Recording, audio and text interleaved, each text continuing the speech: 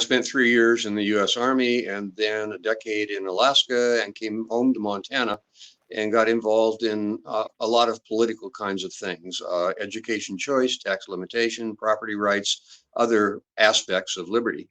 And after a couple of years of a lot of political activism, I looked back and saw that I really hadn't accomplished anything. And I decided Mm. then that I had to focus on what I considered to be the most essential aspect of freedom, of individual liberty, in order to make the progress that I wanted to make.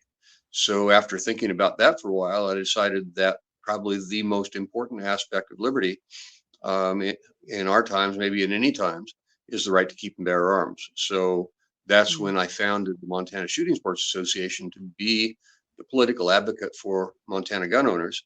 And the rest, as some say, is history.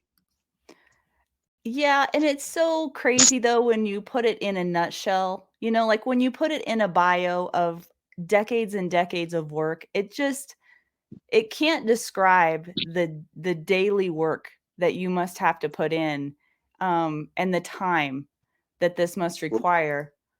let me give you one little litmus of that. Yeah. When I was headed off to Helena last legislative session, last sometime in February, to testify before a legislative committee about a bill, 2 hours on the road, I got to thinking about how many times I'd made that trip over the years. And I Mhm. looked back and made some guesses about how many times each session and how many sessions. And my rough estimate is that I've made that trip, round trip to Helena, about 450 times since I started